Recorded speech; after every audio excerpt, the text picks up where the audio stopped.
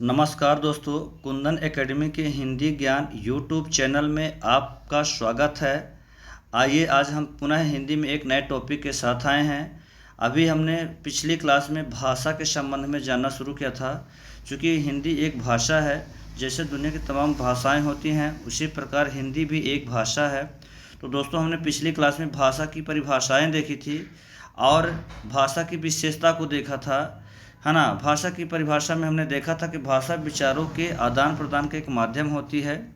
तो दोस्तों, आज की क्लास में भाषा की सेकंड पार्ट को लेकर आए हैं। फर्स्ट पार्ट हमने पिछली वीडियो में देख लिया था। क्या देखा था? भाषा की परिभाषाएं देखा था, भाषा की विशेषताएं देखी थी। कई विशेषताएं, लगभग हमने 10-12 विशेषताओं को देखा है। जब आप नेट यूजीसी नेट की तैयारी कर रहे हैं या पीजीटी, टीजीटी या जेआरएफ की तैयारी कर रहे हैं या हिंदी के अन्य प्रतियोगी परीक्षाओं की तैयारी करने वाले सभी छात्रों के लिए बहुत ही उपयोगी होगा दोस्तों, क्योंकि हम सिलेबस के अकॉर्डिंग आपको पढ़ा रहे हैं। तो देखिएगा, आज भाषा का सेकंड पार्ट शुरू करने जा रहे हैं। अतः यहाँ देखेंगे भाषा की एक बार यहाँ पुनः उपयुक्त हम परिभाषा लेंगे। यहाँ दिया गया है, चूँकि जुड़ने के लिए हम पुनः एक उपयुक्त परिभाषा देखेंगे। तो भाषा क्या होती है दोस्तों, देखेंगे। भाषा विचारों के आदान प्रदान का एक माध्यम होती है। यह व्यापक क्षेत्र में बोली जाती है। इसका साहित्य तथा व्याकरण दोनों होता है तथा विद्याध्ययन में सहायक होती है। भाषा कहलाती है। दोस्तों, क्या कहा जा रहा है कि भाषा तो विचारों के आदान प्रदान का एक माध्यम होती है, लेकिन इसका क्षेत्र जो होता है तो बहुत व्यापक होता है। मतलब सीमित दायरे में ना बोली जा करके एक व्यापक दायरे में बोली जाती है भाषा, ठीक है ना। जिससे भारत में दोस्तों हिंदी राजभाषा है और हिंदी भारत के 9 राज्यों में बोली जाती है तथा दिल्ली केंद्र शासित प्रदेश कहा जाए तो 10 हो जाता है। मतलब केंद्र शासित प्रदेश दिल्ली में भी राजभाषा का दर्जा प्राप्त है।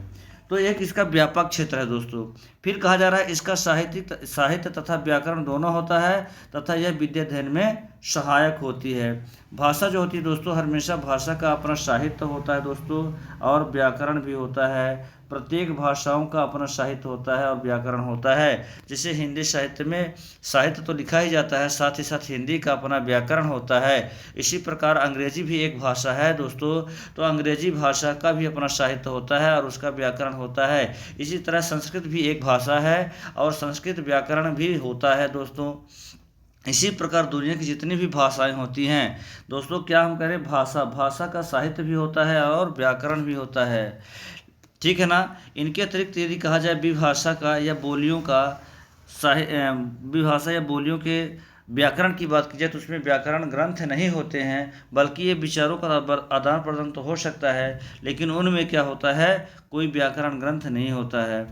तथा भाषा जो होती है तो शिक्षा अध्ययन में सहायक होती है। जैसे हम हिंदी भाषी लोग हैं, हिंदी मीडियम होता है। इसी प्रकार अंग्रेजी भाषी लोगों के लिए इंग्लिश मीडियम होता है। तो ये क्या है, इंग्लिश मीडियम एक शिक्षा अध्ययन का एक साधन हो गया। इसी प्रकार हिंदी मीडियम शिक्षा अध्ययन का साधन हो गया, है ना। इसी प्रकार किसी भी भाषा को शिक्षा अध्ययन का एक माध्यम बनाया जा सकता है। तो दोस्तों, हमने यहाँ भाषा की परिभाषा देखी है। आगे हम वीडियो में देखने जा रहे हैं अगला बहुत महत्वपूर्ण टॉपिक यहाँ देखेंगे, भाषा को सीखने के लिए देखेंगे भाषा को सीखने के मनोवैज्ञानिक दृष्टिकोण।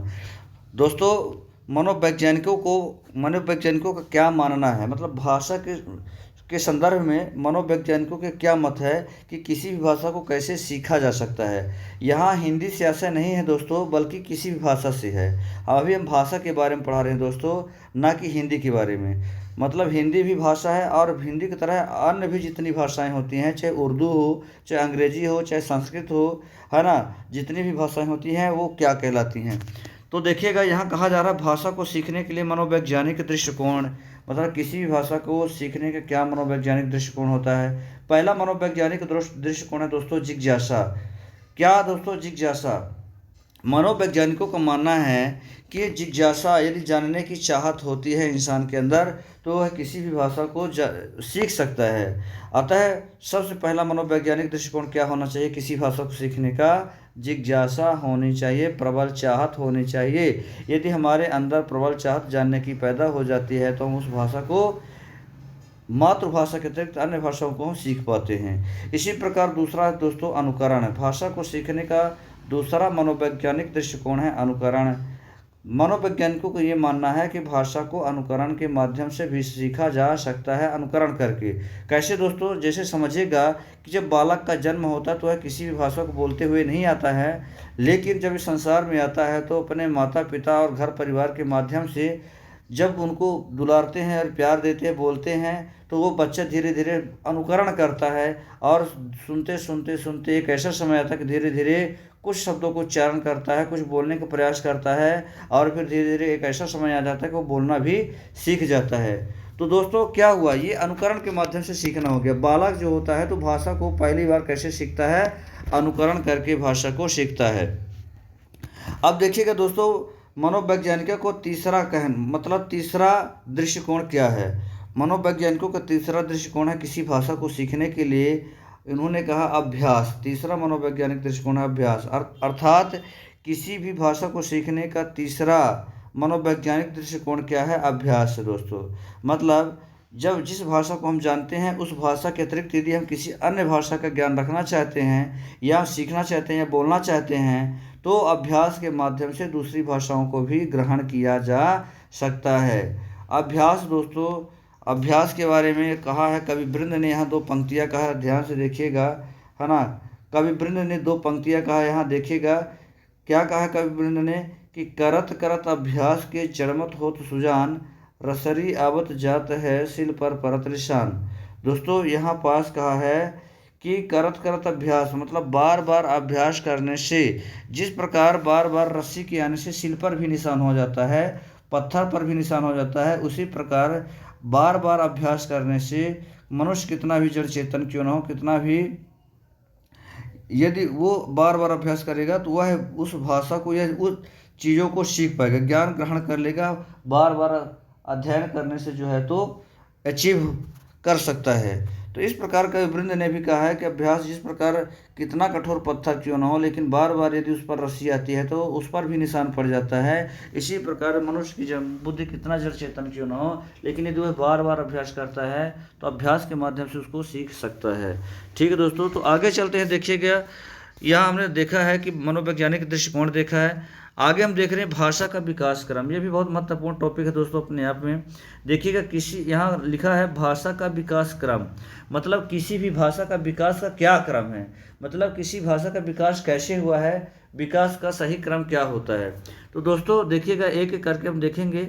यहाँ विद्वानों ने कहा है, साहित्यकारों ने कहा है कि भाषा के विकास के 4 क्रम होते हैं। कौन कौन से हैं? पहला है सुनना। क्या दोस्तों? पहले सुनना, मतलब किसी भाषा का पहला चरण क्या है? सुनना। अर्थात कह सकते हैं कि किसी भाषा को पहले सुना गया है। जैसे जब बालक का दोस्तों देखिएगा, जब बालक का जन्म होता है तो उसमें एक प्राकृतिक गुण होता है सुनने का। वह किसी भाषा को बोलते हुए तो नहीं आता है और दुनिया से और इस संसार से एकदम से वो क्या होता है? अलग ही होता है। कहे तो उसमें कभी किसी प्रकार के विचारों का सृजन नहीं हुआ होता है, लेकिन उसमें एक प्राकृतिक गुण होता है सुनने का। और जब बालक सुनता है तो क्या करता है? सुनते सुनते वह अनुकरण करने लगता है और भाषा को धीरे धीरे बोलना सीख जाता है। तो इस प्रकार मनोवैज्ञानिकों का कहना है, यानी विद्वानों का, साहित्यकारों का कहना है कि भाषा के विकास का पहला क्रम है सुनना, जो कि एक प्राकृतिक गुण है। इंसान का सुनना प्राकृतिक गुण है। फिर दूसरा विकास का क्रम क्या है? जब वह सुनना सीख गया तो भाषा का दूसरा जो है तो प्राकृतिक गुण क्या है? बोलना। मनुष्य जब सुनते सुनते क्या होता है, जैसे मैंने बताया कि बालक क्या होता है, सुनते सुनते अनुकरण करता है और एक ऐसा समय आता है कि वह भी बोलना सीख जाता है। तो यह समाज, माता पिता, परिवार और समाज के ऊपर निर्भर करता है। मतलब बोलना सीखना जो है तो सामाजिक प्रक्रिया के अंतर्गत आता है, यह समाज पर निर्भर करता है दोस्तों। तो ठीक है, मतलब किसी भी भाषा को, चाहे दुनिया की कोई भी भाषा हो, उसको सबसे पहले सुना गया है, फिर बोला गया है दोस्तों, और तीसरा क्रम में आता है पढ़ना। भाषा के विकास के क्रम में तीसरा क्रम आता है पढ़ना। ये सही क्रम है दोस्तों, एक क्रम में लिखा हुआ है ना। पढ़ना से ऐसा ये है कि जब बालक बोलना सीख जाता है तो उसके पश्चात क्या होता है, वह विद्यालय जाता है और प्रथम गुरु माता और पिता के द्वारा जो है, इसी प्रकार कहे तो परिवार के माध्यम से भी वह पढ़ने का कार्य प्रारंभ करता है और विद्यालय जाकर के शिक्षक के द्वारा वह विद्या अध्ययन करता है। और इस प्रकार जब उससे बोलते बनता है तो धीरे धीरे वो परिवार और घर माता पिता और स्कूल के माध्यम से वह पढ़ना भी सीख जाता है।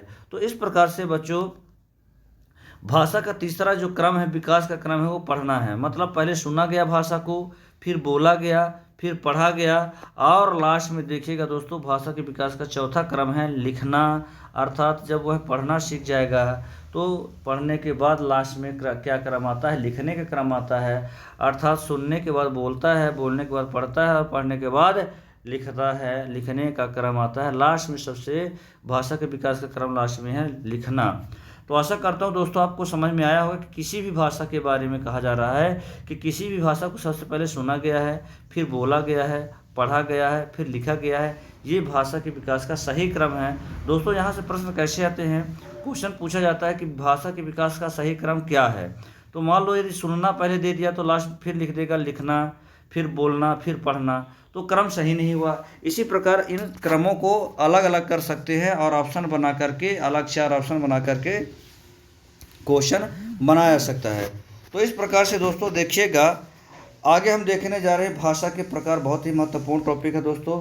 देखिएगा भाषा के 3 प्रकार होते हैं। यहाँ प्रकार हम पढ़ने जा रहे हैं। तो किसी भी भाषा को अभी हम प्रकार पढ़ने जा रहे हैं। भाषा जो होती है तो 3 प्रकार की होती है। देखेंगे पहला प्रकार होता है लिखित। यहाँ पर लिखा है, यहाँ पास पहला प्रकार है मौखिक या उच्चारित भाषा। फिर आगे देखेंगे दूसरा प्रकार यहाँ आगे मिलेगा। देखेंगे दूसरा प्रकार देखेंगे कि भाषा का दूसरा प्रकार यहाँ कौन सा है, लिखित प्रकार भाषा का हो गया। भाषा का दूसरा प्रकार लिखित हो गया। और इसी प्रकार भाषा का एक तीसरा प्रकार होता है क्या, सांकेतिक भाषा होता है दोस्तों। ठीक है, तो इस प्रकार से सभी भाषाओं को एक एक करके हम देखने जा रहे हैं। ठीक है, साथ में जुड़े रहे दोस्तों, और एक के बाद एक रोचक चीज़ें आपको मिलेंगी, है ना। बहुत ही बेहतरीन यहाँ टॉपिक है जो कि लिखित मैटर भी है दोस्तों। आप चाहे तो इसको नोट भी कर सकते हैं, है ना, और वीडियो को रोक रोक करके आप जो है तो इसको नोट भी कर सकते हैं लिखित मटेरियल को। तो आगे चलते देखते हैं कि भाषा के कितने प्रकार होते हैं दोस्तों। हमने बताया कि भाषा के 3 प्रकार होते हैं। कितने भाषा के 3 प्रकार होते हैं, जिसमें पहला प्रकार है मौखिक या उच्चारित भाषा। दोस्तों किसी भी भाषा को जब हम मुख से उच्चारण करते हैं, यानी ध्वनि जो रूप होता है, उसको कहते हैं मौखिक भाषा या उच्चारित भाषा। मतलब मुख से उच्चारण कर देने से उसको क्या कहते हैं, उच्चारित भाषा कहते हैं। तो देखिएगा, चूँकि मुख से उच्चारण कर देने से जो ध्वनि होती है तो विलीन हो जाती है, मतलब ध्वनि अपना स्थायित्व खो देती है। इसलिए मौखिक भाषा या उच्चारित भाषा को अस्थायी भाषा भी कहते हैं। देखिएगा अस्थायी भाषा के क्या परिभाषा है। कहा जा रहा है कि जब प्राणी अपने मानसिक विचारों को एक दूसरे के सामने बोलकर अभिव्यक्त करते हैं, मौखिक भाषा कहलाती है। भाषा का यह स्वरूप अस्थायी होता है और मानव सहज सामाजिक वातावरण से प्राप्त करता है। दोस्तों यहाँ मौखिक भाषा के बारे में कहा जा रहा है कि मनुष्य जब अपने मानसिक विचारों की अभिव्यक्ति बोलकर करता है, यानी मुख से बोलकर प्रेजेंट करता है, तो वह मौखिक भाषा कहलाता है। और भाषा का यह स्वरूप क्या होता है, अस्थायी होता है। जैसा कि अभी हमने बताया कि चूँकि मुख से उच्चारण कर देने से भाषा क्या हो जाती है, अपना स्थायित्व तो खो देती है और स्थायी नहीं रहती है, इसलिए इसको अस्थायी भाषा भी कहा जाता है। फिर आगे दोस्तों कहा जा रहा है कि मानव को यह सहज सामाजिक वातावरण से प्राप्त होती है। कहने का आशय ये है कि जो मौखिक भाषा होती है, मानव को सामाजिक वातावरण से ही प्राप्त होती है। जब बालक का जन्म होता है तो किसी भी भाषा को सीख कर नहीं आता है, लेकिन समाज से वह धीरे धीरे भाषा को सीख जाता है, जो कि आसान स्वतः ही और आसानी से जो है तो वह भाषा को सीख जाता है ना। तो इस प्रकार से देखिएगा दोस्तों, हमने मौखिक भाषा को पढ़ा है। इसके कुछ हम आगे उदाहरण देखने जा रहे हैं। मौखिक भाषा के कौन कौन से उदाहरण होते हैं, क्योंकि इनके उदाहरण अक्सर पूछे जाते हैं दोस्तों, है ना। देखेंगे उदाहरण में क्या मौखिक भाषा के कौन कौन से उदाहरण होते हैं। जैसे समाचार सुनना, जैसे आप रेडियो में समाचार सुनते तो क्या है, भाषा का कौन सा प्रकार है दोस्तों, वह भाषा का उच्चारित या मौखिक प्रकार है। इसी प्रकार टेलीविज़न पर इंटरव्यू देखना, टेलीविज़न पर इंटरव्यू देखना क्या कहलाएगा? ये भी मौखिक भाषा के प्रकार के अंतर्गत आता है। इसी प्रकार फ़ोन पर बात करना आदि ये क्या कहलाते हैं? सब ये मौखिक भाषा के प्रकार के अंतर्गत आते हैं। कहने का सही है कि यदि समाचार सुनते हैं तो उसमें आप ध्वनि या आवाज़ को सुनते हैं, टेलीविज़न पर इंटरव्यू देखते हैं तो उसमें आवाज़ को सुनते हैं, और फ़ोन पर बात करते हैं तो उस पर सुनाते हैं या सुनते हैं। इस प्रकार से क्या हो गया? मौखिक भाषा का ये प्रकार हो गया। दोस्तों यहाँ से क्वेश्चन कैसे बनेंगे? क्वेश्चन ऐसे बनता है कि समाचार सुनना भाषा का कौन सा प्रकार होता है? तो भाषा कौन सा प्रकार है? मौखिक है। इसी प्रकार यदि कहा जाए कि टेलीविज़न पर इंटरव्यू देखना भाषा के किस प्रकार के अंतर्गत आता है, तो किस प्रकार के अंतर्गत आता है दोस्तों? मौखिक भाषा के प्रकार के अंतर्गत आता है। इसी प्रकार दोस्तों आगे हम देखने जा रहे हैं, देखिएगा दूसरी भाषा के दूसरे प्रकार को पढ़ने जा रहे हैं, लिखित भाषा। और लिखित भाषा चूँकि भाषा को जब लिख दिया जाता है, जैसे आप यहाँ देख रहे हैं कि लिख दिया गया है, तो लिख देने से स्थायित्व तो आ जाता है, इसलिए लिखित भाषा को एक दूसरा नाम दिया गया है स्थायी भाषा। मतलब जब भाषा को लिपिबद्ध कर दिया जाता है या लिख दिया जाता है तो उसको स्थायी भाषा कहते हैं, क्योंकि उसके अतिरिक्त जिस दिन लिखा गया है उसके बाद भी आप उसको दोबारा रीड कर सकते हैं दोस्तों, पढ़ सकते हैं, है ना। तो देखते हैं लिखित भाषा जो होती है इसकी परिभाषा को देखने जा रहे हैं। लिखा है कि जब मनुष्य अपने विचारों को एक दूसरे के सामने ध्वनि संकेतों को लिखकर अभिव्यक्त करता है, लिखित भाषा कहलाती है। मतलब क्या कह रहा है? ध्वनि संकेतों को लिखकर, जैसे हम जो बोल रहे हैं यदि इसी को लिख दिया जाए तो लिपिबद्ध हो जाएगा और यही भाषा का स्थायी रूप ग्रहण कर लेगा, मतलब लिखित रूप ग्रहण कर लेगा। दोस्तों आगे लिखा हुआ है कि भाषा का यह स्वरूप स्थायी होता है और कह रहा है कि समाज आने वाली पीढ़ी को सौंपता है। क्या कह रहा है दोस्तों? कि लिखित भाषा को जो है तो समाज आने वाली पीढ़ी को सौंपता है और भाषा के इस स्वरूप के लिए लिपि की आवश्यकता होती है। बहुत महत्वपूर्ण बात दोस्तों यहाँ लिखी हुई है, देखिएगा। जैसे कि कह दिया कि भाषा जब मनुष्य अपने विचारों के अभिव्यक्ति लिख कर व्यक्त करता है तो उसको लिखित भाषा कहते हैं। चूँकि स्थायित्व प्राप्त कर लेती है इसलिए इसको स्थायी भाषा भी कहते हैं। लेकिन ये महत्वपूर्ण बात ये है यहाँ कि समाज आने वाली पीढ़ी को सौंपता है। इसका अर्थ ये है कि जैसे जिन साहित्यकारों ने, जिन विद्वानों ने जो साहित्य लिख दिया है, जो पाठ्य सामग्री लिख दिया है, हम उसको पढ़कर विद्या अध्ययन करते हैं और जागरूक होते हैं और अपने जीवन को सफल बनाते हैं, विद्या अध्ययन का साधन बन जाता है। तो वो जो उन्होंने लिख दिया है वो समाज को सौंप दिया ना, और हम लोग पढ़ रहे हैं, मतलब आने वाली पीढ़ी उसको पढ़ रही हैं। तो इस प्रकार से क्या होता है ये, मतलब लिखित भाषा जो है तो समाज आने वाली पीढ़ियों को सौंप देता है। जैसे तुलसीदास जी ने रामचरितमानस लिख दिया है ना। और जिन ग्रंथों, जैसे कालिदास ने जो ग्रंथ लिख दिया है, जैसे अभिज्ञान शाकुंतलम हो गया, रघुवंशम हो गया, विक्रमोर्वशीयम हो गया, ऋतुसंहार हो गया। जैसे हिंदी के कवियों की यदि बात किया जाए तो जैसे मुंशी प्रेमचंद्र ने गोदान लिख दिया, गवान लिख दिया। जैसे कहें तो महादेवी वर्मा ने क्या लिख दिया? यामा लिख दिया। इसी प्रकार से देखिएगा, जैसे कह दिया जाए कि अन्य, जैसे कह दें जयशंकर प्रसाद हो गए, जैसे तो इन्होंने जितने साहित्य लिख दिया, आंसू लिख दिया, लहार लिख दिया। तो जितने भी साहित्यकार हैं जो अपना साहित्य उन्होंने लिख दिया है, उन्होंने अपने समाज को, मतलब समाज को प्रदान कर दिया, मतलब आने वाली पीढ़ियों को सौंप दिया है और आने वाली पीढ़ी इनको अध्ययन करके आगे बढ़ती हैं। तो आशा करता हूँ दोस्तों आपको समझ में आया होगा। फिर आगे देखिएगा, कह रहा है कि भाषा के इस स्वरूप के लिए, बहुत महत्वपूर्ण बात है यहाँ, भाषा के इस स्वरूप के लिए लिपि की आवश्यकता होती है। क्या दोस्तों? यहाँ कह रहा है कि भाषा के इस स्वरूप के लिए लिपि की आवश्यकता, मतलब किसी भी भाषा को लिखने के लिए लिपि की आवश्यकता होती है। तो दोस्तों ये लिपि क्या होती है? लिपि के लिए मैंने एक वीडियो बनाया, उसको आप देखिएगा।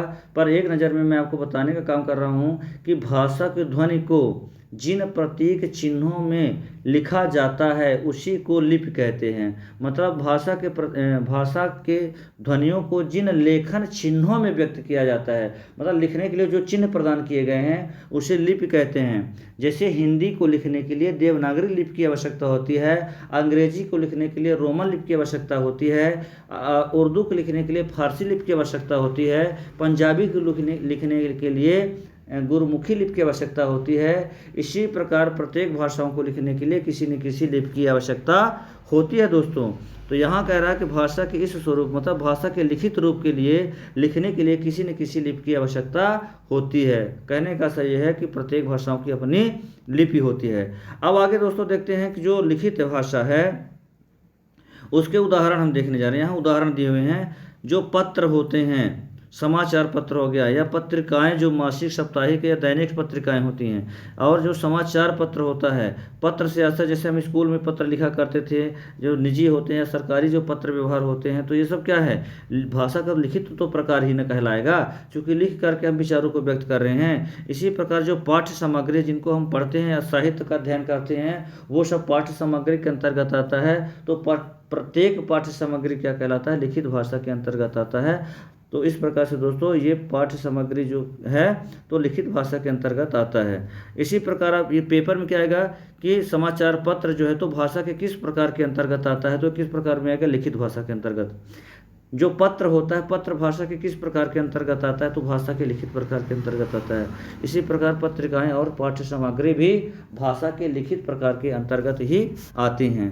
आगे देखेंगे दोस्तों, भाषा का तीसरा प्रकार हम पढ़ने जा रहे हैं, सांकेतिक भाषा। दोस्तों क्या भाषा का तीसरा प्रकार है सांकेतिक भाषा।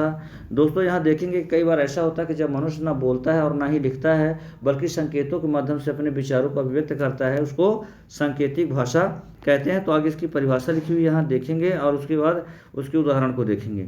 लिखा है, जब व्यक्ति अपने विचारों का आदान प्रदान ना मौखिक करता है और ना ही लिखित, बल्कि वह संकेतों के माध्यम से करता है, सांकेतिक भाषा कहलाती है।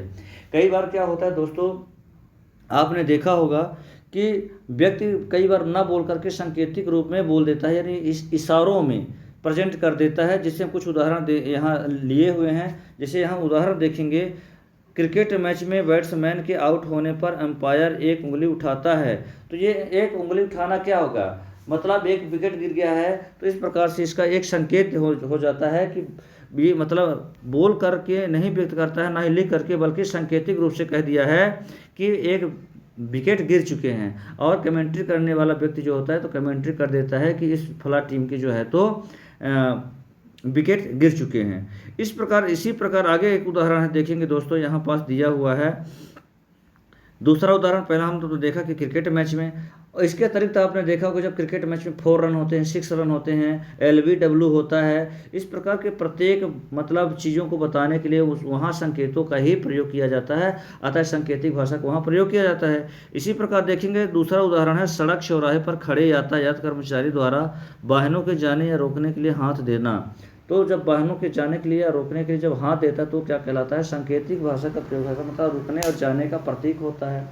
इसी प्रकार दोस्तों आपने देखा होगा कि जो बच्चे या जो लोग विकलांग होते हैं, जो मुख से दिव्यांग होते हैं, है ना, दिव्यांग मतलब जो मुख से कहने का असर जो बोल नहीं पाते हैं या बाचाल क्या कहते हैं, मूक होते हैं, मूक बधिर जो होते हैं, तो वो क्या करते हैं, भाषा को तो बोल नहीं पाते हैं लेकिन वो भी विचारों का आदान प्रदान करते हैं। कैसे करते हैं दोस्तों, संकेतों के माध्यम से करते हैं। अर्थात जो गूंगे बच्चे होते हैं वो भाषा को किस प्रकार से बोलते हैं, प्रेजेंट करते हैं, संकेतों के माध्यम से प्रेजेंट करते हैं।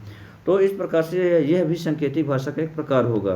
तो इस प्रकार से दोस्तों आज की वीडियो में हमने क्या क्या देखा है, आज हमने भाषा के प्रकार के बारे में भाषा की एक उचित परिभाषा देखी है।